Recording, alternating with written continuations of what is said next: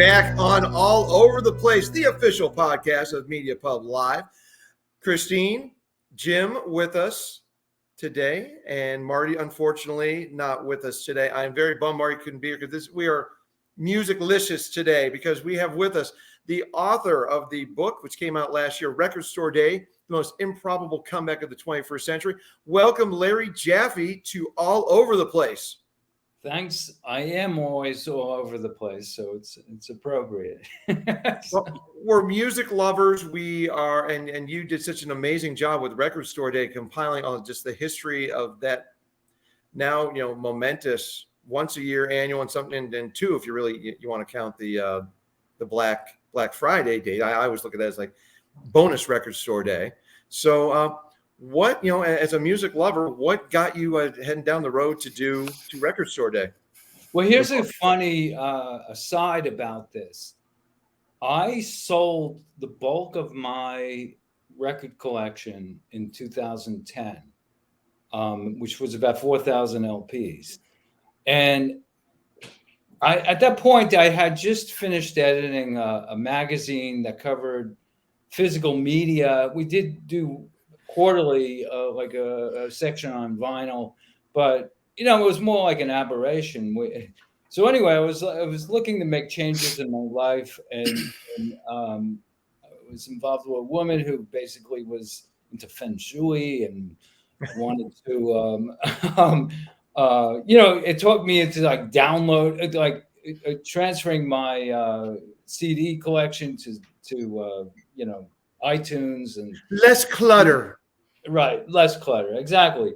So I had kept about 150 records. There were two boxes, do not touch, very clearly labeled. These were the records that meant the most to me. A lot of them were autographed.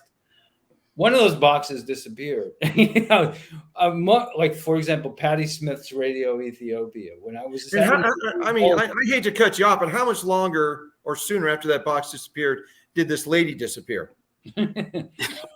Actually, no, I endured that for about another year or so, and year and a half or so.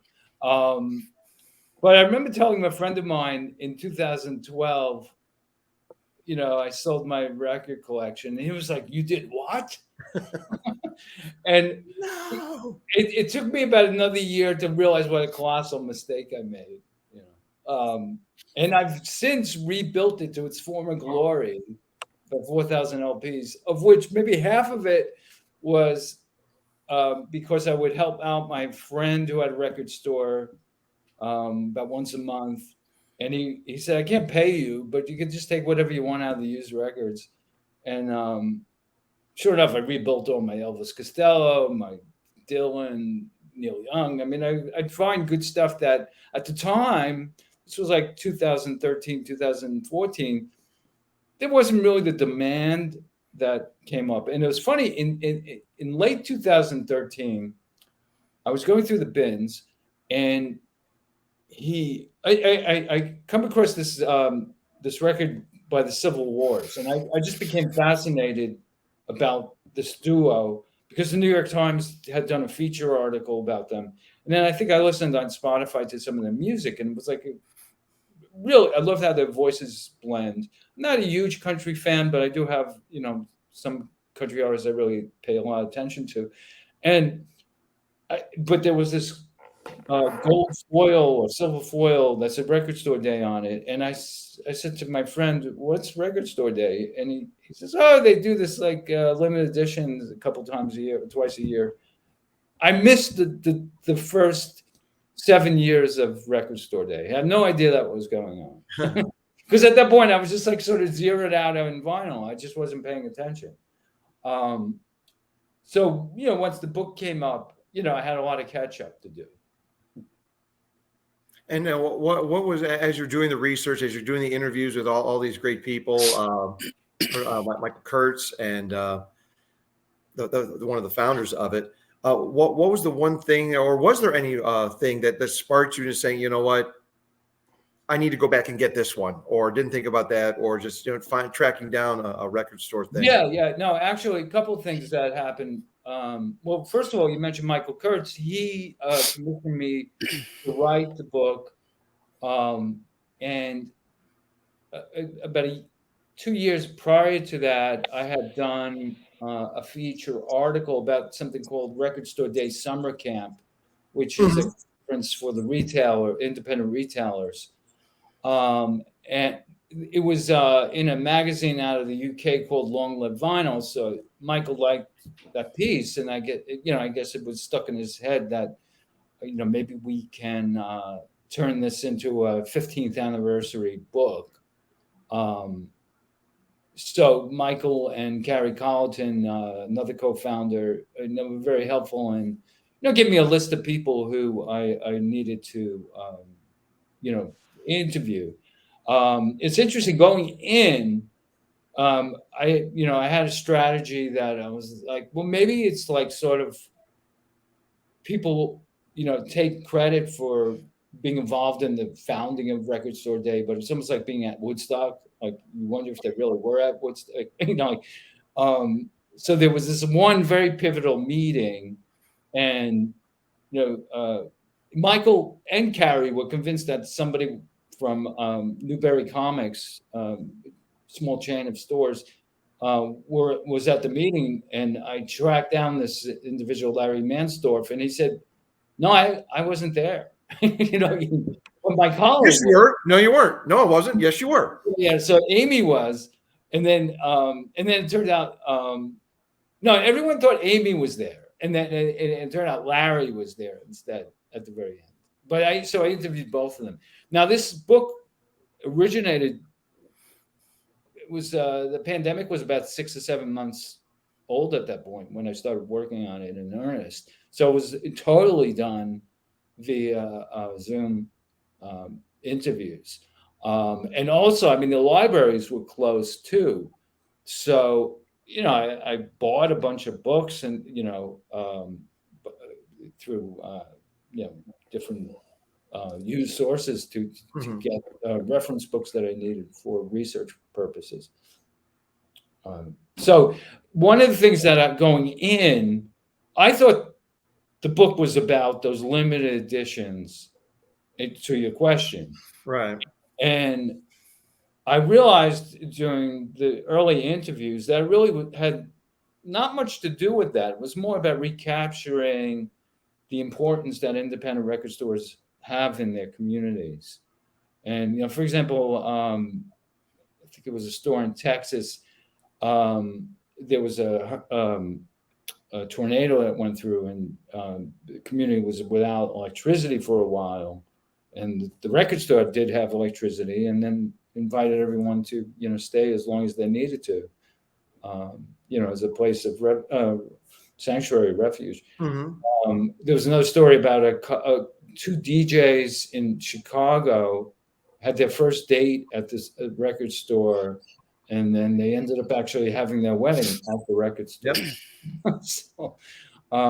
So it was about this community, and I realized, reflecting on my own life, that it was something that was very important to me as a teenager, and I sort of missed.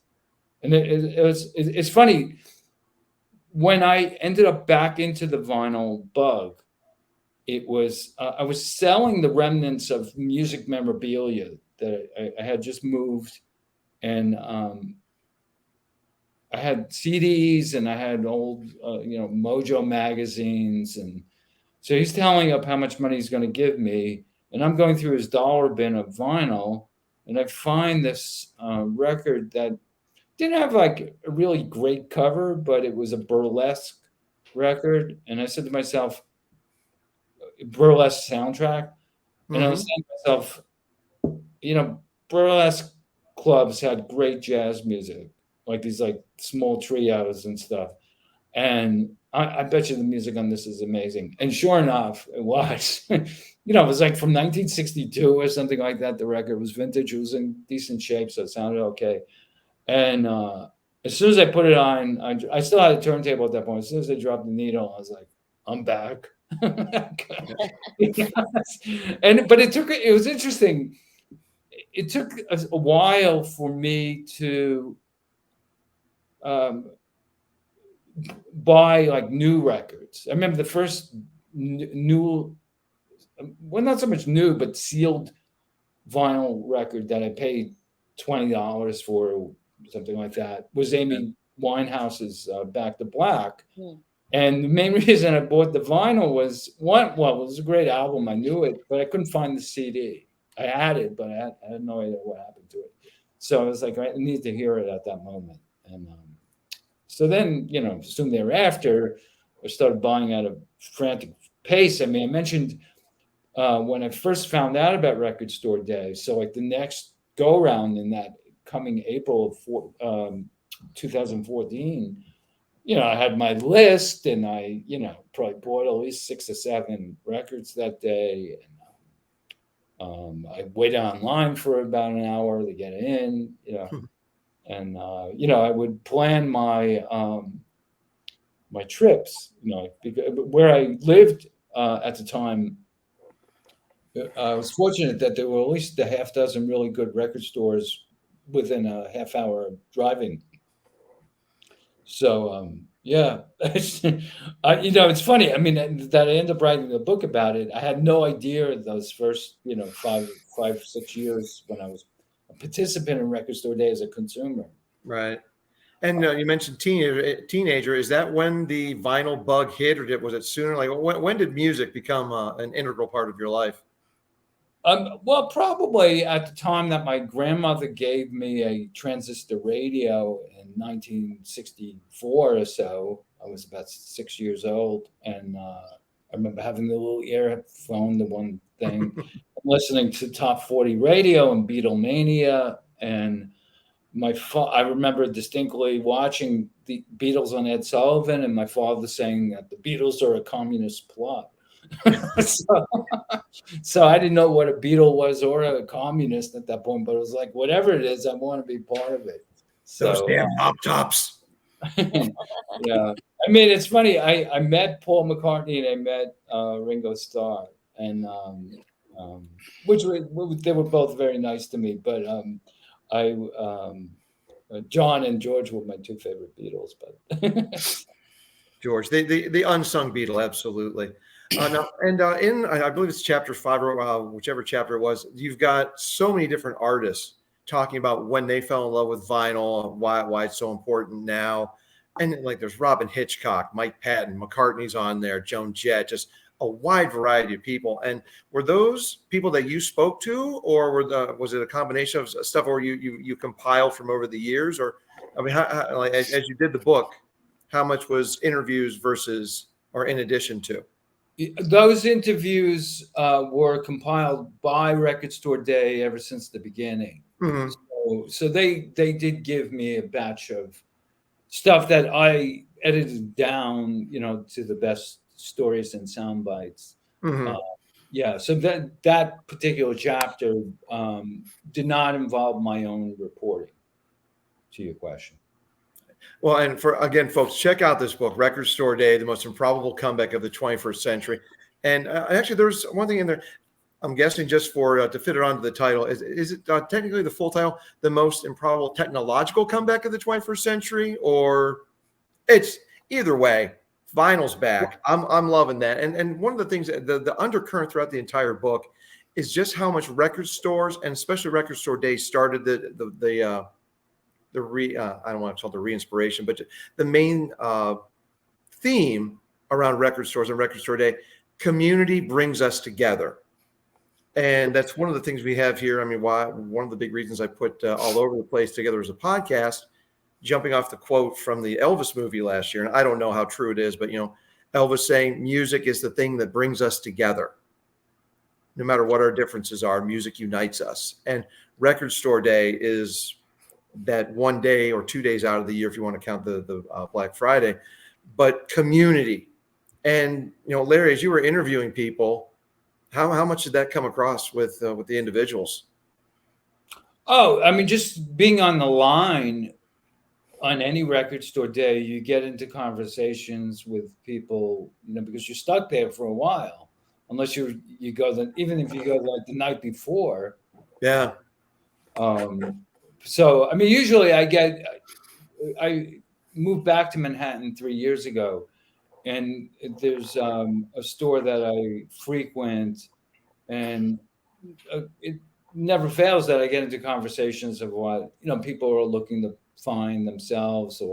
And this past April, actually, I was doing some research of my own book, basically. I said, "Oh, did you hear about that? There was a book about Record Store Day?"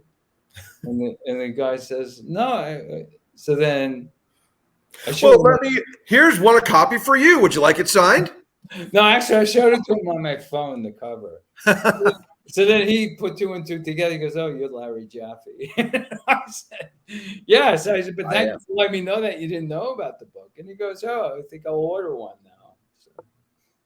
So has that been a reaction, in the months since the release of the book, and even going into record store days? I mean, just what's the response been from the record store community with the book? Oh, it's been great. It's interesting. A lot of the stores wanted the hardcover edition, which sold out. I forgot how many copies there were. I think like something like 5,000 or something like that. Maybe less than that, 3,000. But it included a LP of record store performances, um, Nice. and a pretty A-list group of people like Metallica, Brandy Carlisle. It was like all different genres, about a dozen tracks. McCartney was on it. And then there was the paperback edition that came out simultaneously. Um, so, and the hardcover sold out by the next day, actually. Mhm. But so I did the book launch at a store called Looney Tunes in West Babylon, New York, and they sold about 150 copies of the hardcover, and signed books, and so I mean, at least at that particular location, there was a lot of interest from. And that same day, actually, I went to two other stores in Manhattan and Mhm. signed books there Cool. as well. Yeah. And that's another chapter in the book where and you mentioned a couple of them earlier, the Chicago location, but there's excerpts from different cities and spotlighting what makes it great. And I especially love the one. I grew up in Ohio, in Northeast Ohio, so the one for the story from Niles with Dave Grohl, that was a phenomenal story. And now, as you were doing the book, and of course with COVID, travel a little more difficult, but in the time since, have you been able to go outside of the New York area and visit any of the record stores Yeah. from the book? And are there any stories you've gotten post visits? Well, yeah, I went to Europe actually last summer, and um, it was interesting. I guess the strategy was to do the marketing in different waves, so it sort of built excitement. Like I brought it to a store in London called Sister Ray, and I showed them. Well, I think I had the hardcover as well as the paperback with me, and they said we had no idea. So they said, so I said, would you sell it? And they said, of course we'd sell it. Yeah. So yeah, they saw the value in that. Right. And when I started reading the book, and I like what you do that at the start of a lot of the chapters, you get quotes from a lot of the record store day ambassadors. But so I start reading the book. There's the intro, and then it goes into this long diatribe about why record store day is important.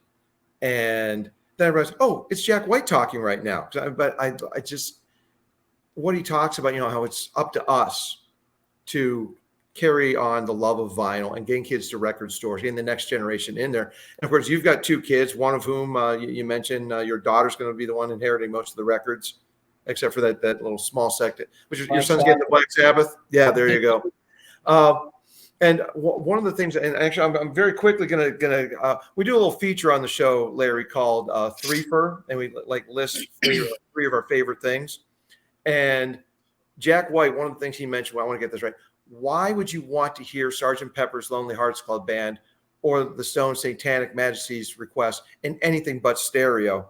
I'm going to take that a little side trip here, and if Christine or Jim, you want to jump in on this, I know I'm more the vinyl guy here, but Larry, I want to get your take on what do you consider the three albums that should only be listened to on vinyl, with the cracks, with the pops, with the hisses?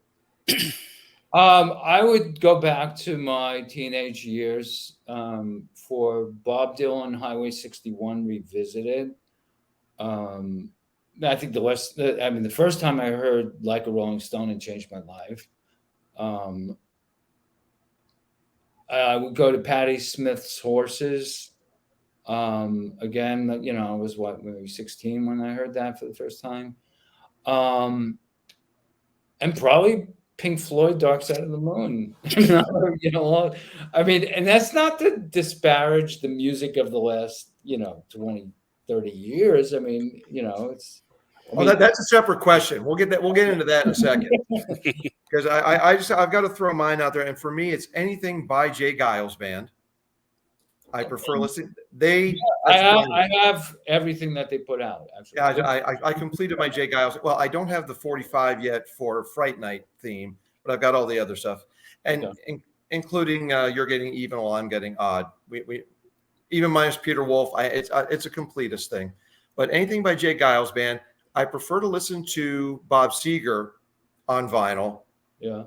And this one, I think Bruce Springsteen's Nebraska should only be listened to on vinyl. Vinyl Me Please, better experience. Vinyl Me Please just put out a great version of that.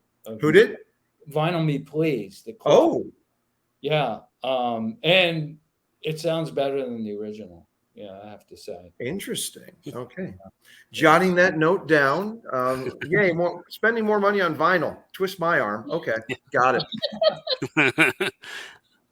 So my list would be more personal than comprehensive, but my three would be number one, Michael Jackson's Thriller. I listened to so many memories listening to that with my sister when we were kids on my parents' record player, and it's just a phenomenal album on vinyl. Another would be Earth, Wind and Fire's I Am. I had a college roommate who was into vinyl, and he played that over and over again, and I absolutely loved it. It was a beautiful record on vinyl. And the third one's a little out there, but it's the Steve Martin Show, A Wild and Crazy Guy. First comedy album I ever listened to on vinyl, and being able to hear the audience so clearly in the audience interactions, it makes it a completely different show than if it's on video, on CD, anything like that. It just completely different experience, really feeling that interaction. I'm so glad you brought that up, because my dad had that one, Let's Get Small, and Comedy Is Not Pretty. We were a household with Steve Martin vinyl. Yeah. And Bill Cosby vinyl. We didn't know at that time, folks, but of course, Bill Cosby is a very funny fellow, right? Absolutely essential on vinyl. Yeah. That part where the audience member just yells out something unintelligible and Steve Martin says, "Yeah, I remember my first beer." Perfect, man. When you can hear everything clearly, it's perfect. So. I suppose on comedy, my favorite's Lenny Bruce. I have a huge collection of his vintage records. I did a few months ago a piece for Goldmine magazine about Trevor Noah. He announced that he was leaving the Daily Show, and was moving from New York. His multi-million-dollar penthouse was up for sale, and I was thinking, well, imagine what kind of record collection he would have. And I was thinking he would probably have the pantheon of comedy records, like one would think Richard Pryor, George Carlin, I mentioned a couple others that I thought he might find interesting. So I tried to get an interview with him, and he earlier that year he had hosted the Grammys, and he just hosted it again this year. So I thought maybe I could find out what his music tastes were and stuff like that, but they never gave me the interview. But we ran the article anyway.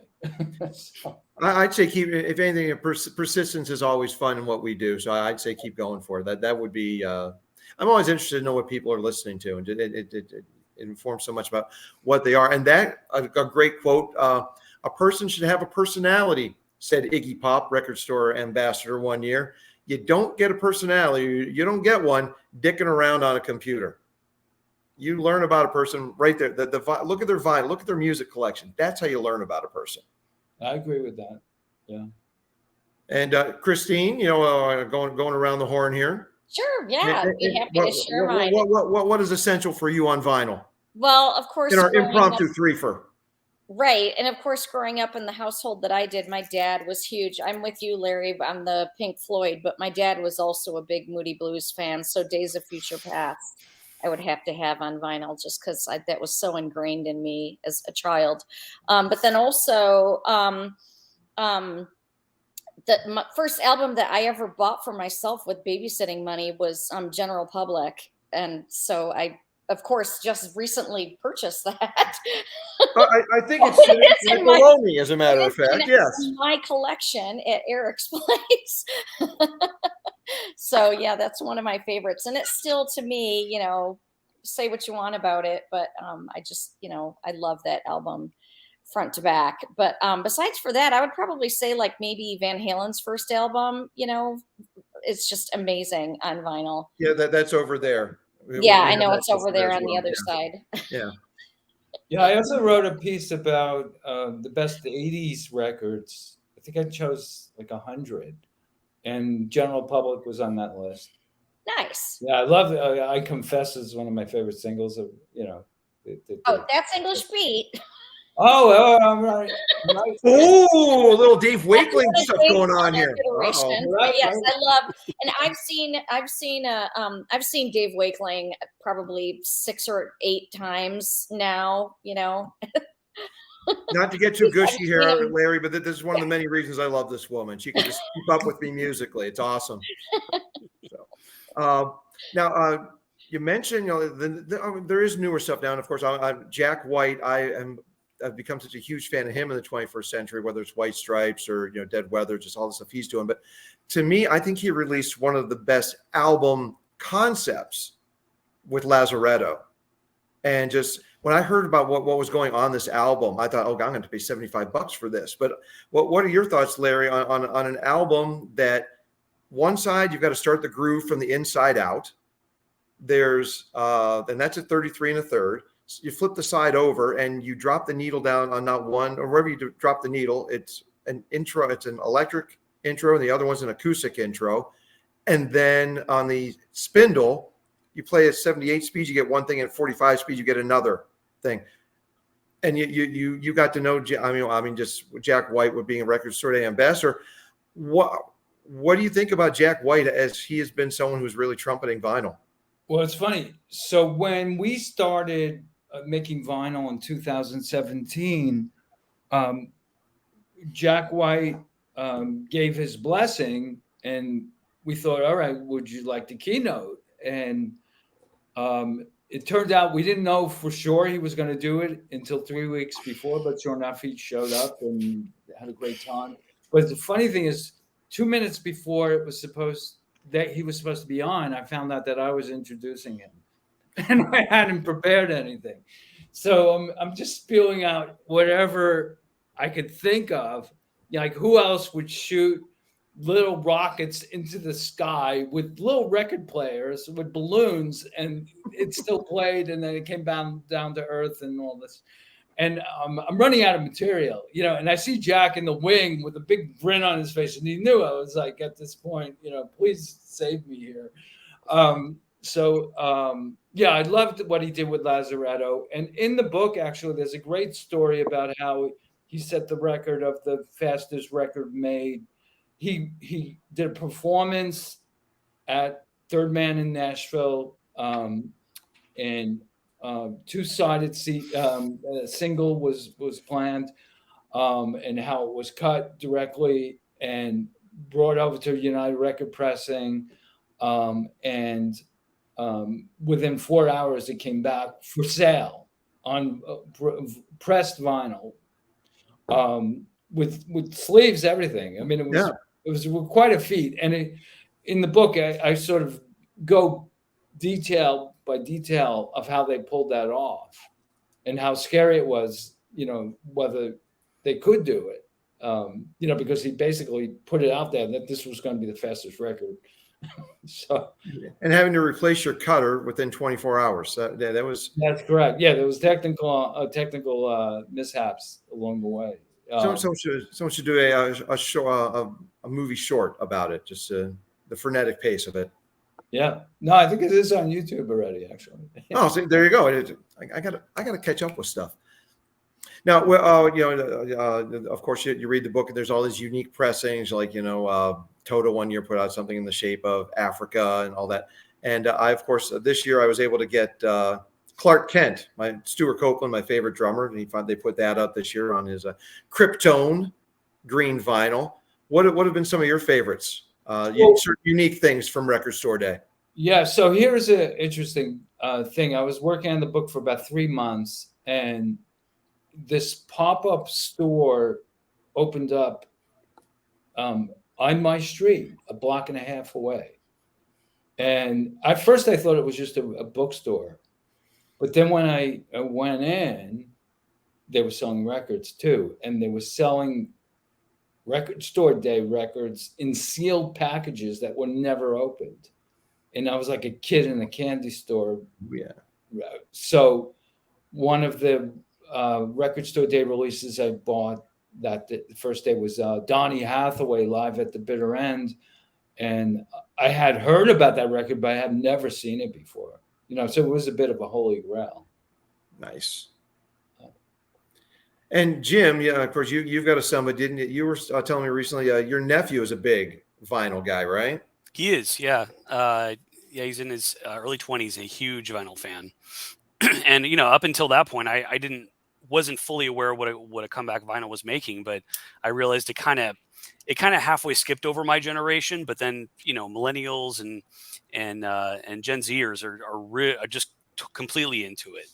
And so it was interesting seeing that resurgence through this kind of generational perspective.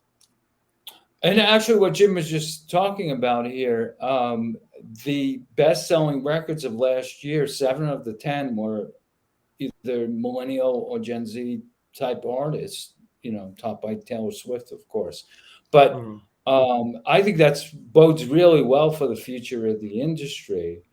And Making Vinyl is the B2B conference that I co-founded in 2017. And, those guys are trying to wonder if and women as well, whether they still have a future, and this is one of the reasons why I think we do have a great future. That the younger generation is gravitated to the format as well.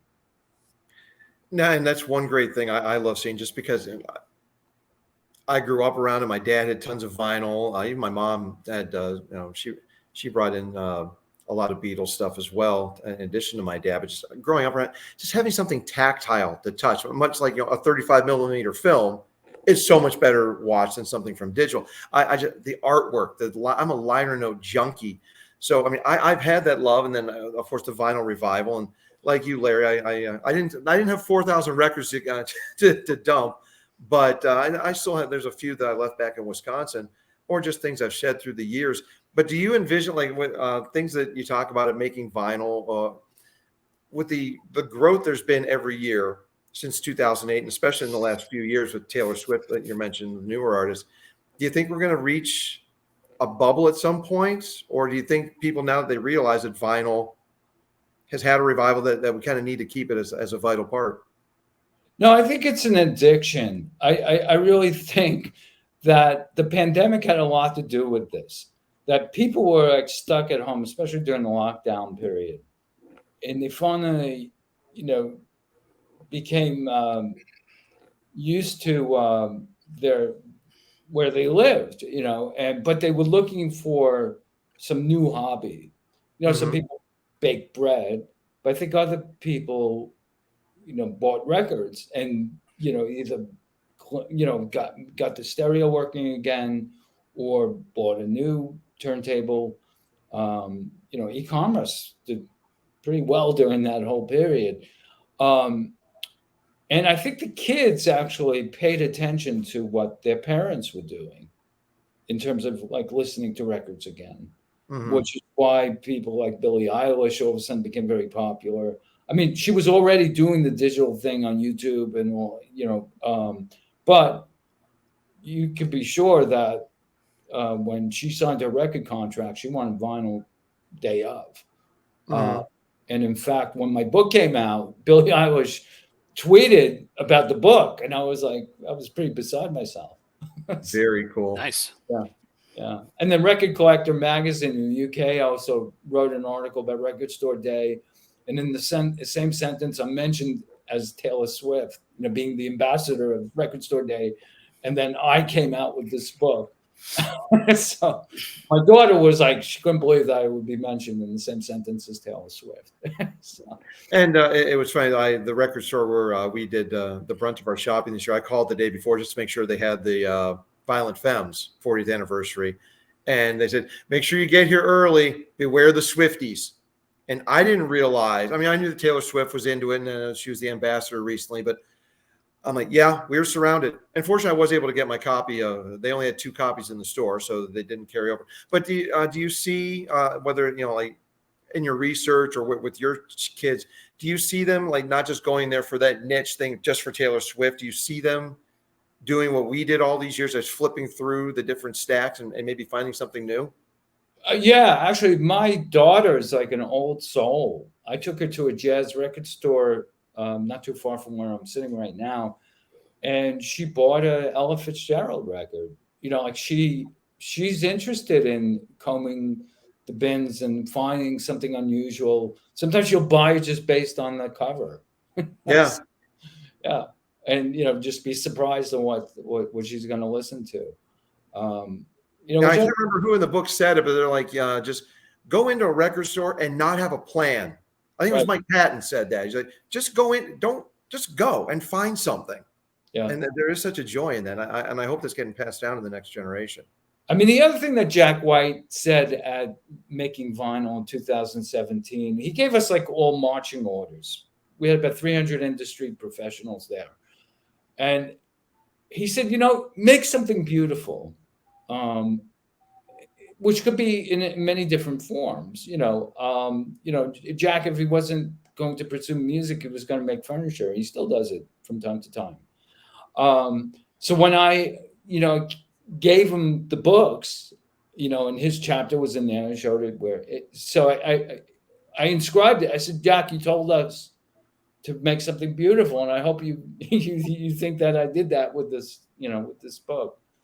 And another interesting thing about him, since you brought him up, when I finally had some alone time with him after that first day of the conference, and I said to him, we were taking photographs, and I said to him, my kids think it's so cool I'm meeting you. And he says, how old are your kids? So I said, at the time, my daughter was about 20. My son was about 24. He looks at me, he says, you look too young to have kids that age. I was just thinking, what a sweet thing for him to say. He seems like a cool dude. Yeah, he definitely is. Yeah. And I want to read this quote too. Again, people like all over the place, listeners, I cannot implore you enough. Music fans get this. And Jim, I think this would be a great gift for your nephew. And actually, the first quote for your son, actually, before I get to the other one. If boys would stop playing video games and buy vinyl, they'd realize all the cool girls are buying vinyl. So I think that's an endorsement if ever there was one. I also like young people turn from using music as background noise to focusing on it as the important art form it is. And I'm glad you're, again, Larry, great job compiling all this stuff for Record Store Day. The most improbable comeback of the 21st century. And I want to get a little bit more into Making Vinyl that you co-founded. And, what is the makeup of it? It's just conferences, then you guys break out there, and it's just strategy. Just tell us about Making Vinyl. Well, when I first pitched my co-founder Brian Ekis on doing a conference dedicated to vinyl specifically, and this was after I had the epiphany that I screwed up by selling my collection. So at the time, Brian represented a trade association that was the remaining CD replicators. And they saw that their decline of business over the recent years since Napster emerged. So one of the members of Colonial Purchasing, which was, they used to pool their resources so they could get better deals on plastic and the raw materials that went into CDs. So one of their members was a man named Steve Sheldon, who was the owner of a business in Santa Monica, California, called Rainbow Records. And in fact, his office was used in the movie Straight Outta Compton. So Steve was able to, he loved the idea to do a vinyl specific conference. And this was a case, when I pitched the idea of it first, it was probably too much too soon. But in early 2017, by this point, Michael Kurtz and I had become friends. I remember we were having breakfast in February, and we were talking about all kinds of stuff. I remember Michael said to me, when he doesn't buy CDs anymore, he only buys vinyl. And occasionally I would still buy a CD, but little did I know that a few months later, Brian said to me, remember you had that idea about a vinyl conference? I think we're going to do it. And I was like, when? He said, this year. I was like, when? It was probably in the fall. So that was like April. And he said, what we're going to do first is in Europe, there's a meeting of physical media manufacturers. And I'm going to sort of broach the subject and see what they think of it. And the reaction was pretty good. So we came back, and in June, we had a dinner, Michael Kurtz, myself, Brian, and Steve Sheldon, to sort of hatch out what this making vinyl could be. And then we had to get various board approvals and things like that. But it was still, like throw it against the wall and see if it sticks. If we build it, will it come?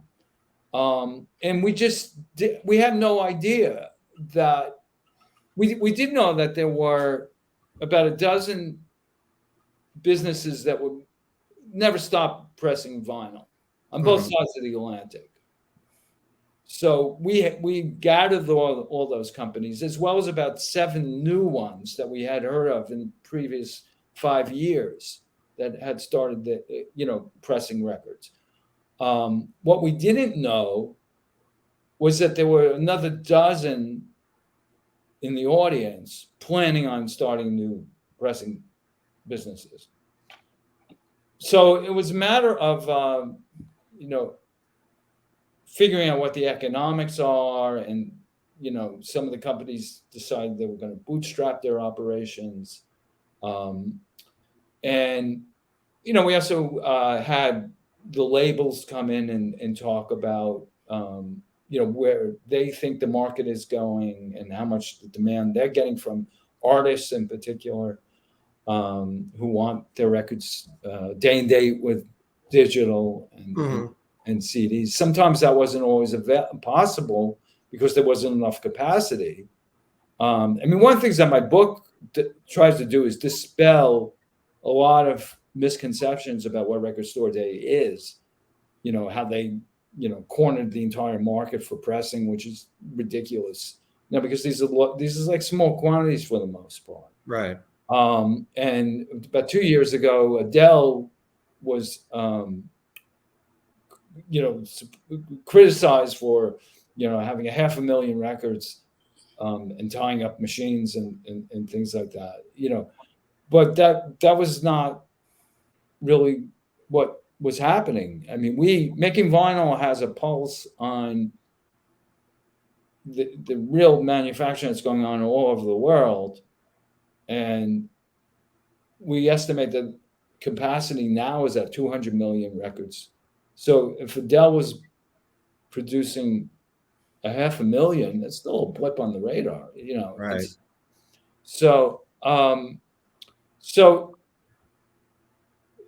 There's you mentioned packaging before and liner notes and things like that. We have sessions about that.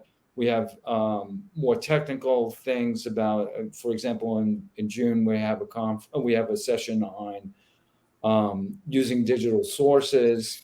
One of the things that we're floating is the possibility of during the CD era, there was something called the SPARS code, and it was this recording industry body that wanted the public to feel confident that they were buying like an all digital product if that's what they wanted. So now there's I wouldn't say controversy, but sometimes these records are really expensive, and the labels sometimes play loose with language, and they say remastered from the original analog tapes, and then when you dive into it, you find out that they weren't. And in fact, an audiophile label called Mobile Fidelity just agreed to a $25 million settlement because they concealed a digital step in their process. Yeah, I just remember seeing about that one. Yeah. Whoops. There were plenty of irate customers. I don't consider myself an audiophile, although I do have a couple of Mobile Fidelity records. I never had the expensive equipment to hear the difference. So it's one of the reasons, if somebody gave me $100, I would buy, 4 records instead of buying one for one audiophile quality record. Yeah, I'm surprised I still have some fingers left because I broke it. My dad had a really nice Akai turntable, and he always bought the diamond needles. Dad, he wasn't an audiophile, but he wanted, and like I broke more than my fair share of needles, and I'm glad my dad decided not to chop my fingers off. Yeah, when my son was about 2 years old, he broke my cartridge on my turntable. Yeah, it's yes. Well, he just, it was within, he was like walking at that point. He was able to just. Yeah, I was just like, hey, there's dust on there. Uh-oh, Dad. Yeah. No records for a couple of days before the replacement was found. So, now for are making vinyl, are the conferences, is that industry only or is that open to the public? Well, I mean, it costs about $500 or $600 a ticket to get in. So a consumer could, if you're that interested in how records are made, and have that kind of money to spend, we certainly would welcome them. See, I used to work for Warner, so I wouldn't be able to get this. I wouldn't be able to underwrite it anymore. But just something to think about in the future. I mean, again, just what is it? Another quote from the book: "Record stores are the glue for music-loving freaks," and vinyl certainly is that to a large degree. And it's won't be able to make the conference this year, but down the line, it might be. It's definitely something that I could see myself sitting in and just learning more. Well, we just also announced a conference, to your question about consumers. So we're doing a European event on August 28th and 29th in the Netherlands.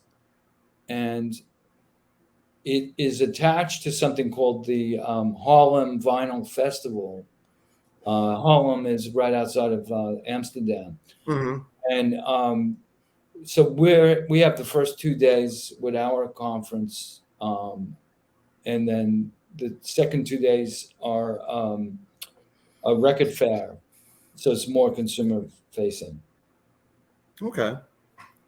And before we let you go, I did want to get your thoughts on with pressing plants and more popping up blessedly. And although I got to tell you, my last name's Pervoznik, so when I get an album that says "Made in Czech Republic," I get a kick out of it, and I put the sticker on my forehead for a couple of hours. But so, what are your thoughts on artists like Metallica, kind of just taking the reins and buying their own pressing plants? Well, I think it's great, and in fact, we just found out that Pearl Jam's has an employee who's going to be at our event, and there's a rumor that they might be buying into a plant as well. So, and in fact, Furnace Pressing in Virginia is the company that Metallica bought a controlling interest in. Mhm. So their founder, Eric Astor, is going to be speaking at our event.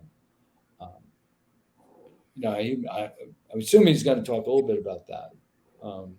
But you could see why bands like Metallica and Pearl Jam, who are basically the Grateful Deads of today, in terms of there's such a rich archive of all the live performances, and the fan base is such a rabid completists that they need to have everything.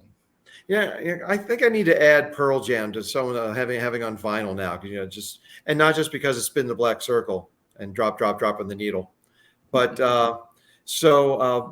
I'm glad they're doing that. It's just, again, it's continuing. It's a tradition. Then it's music. It's something. It's not disposable.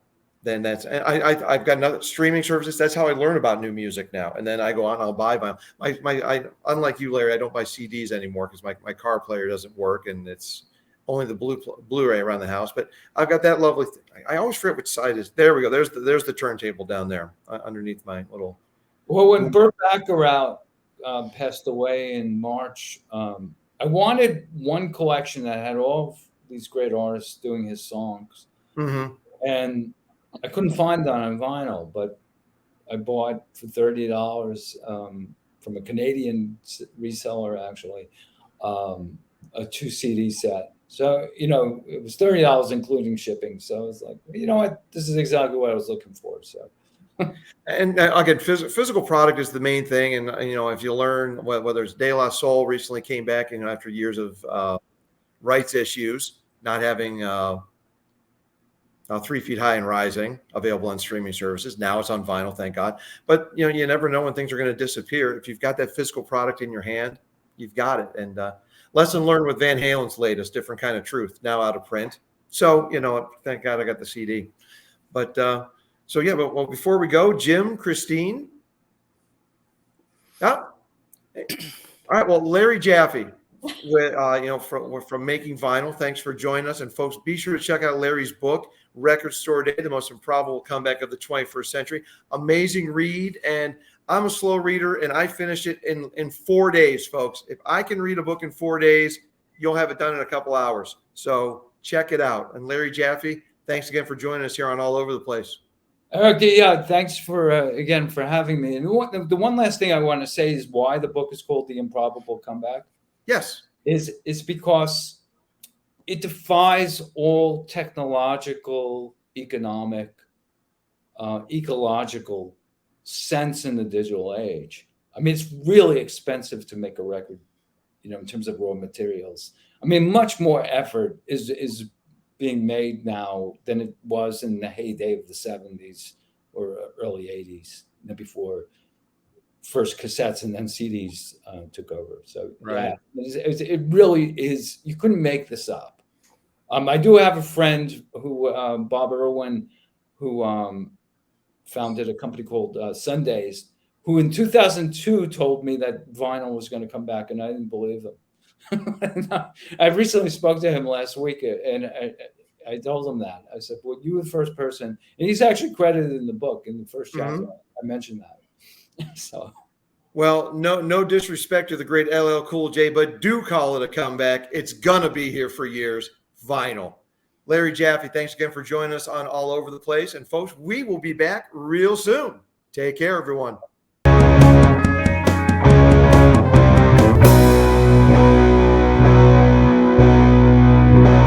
All Over the Place, where the fun sanity never ends. Fun sanity. Love that word.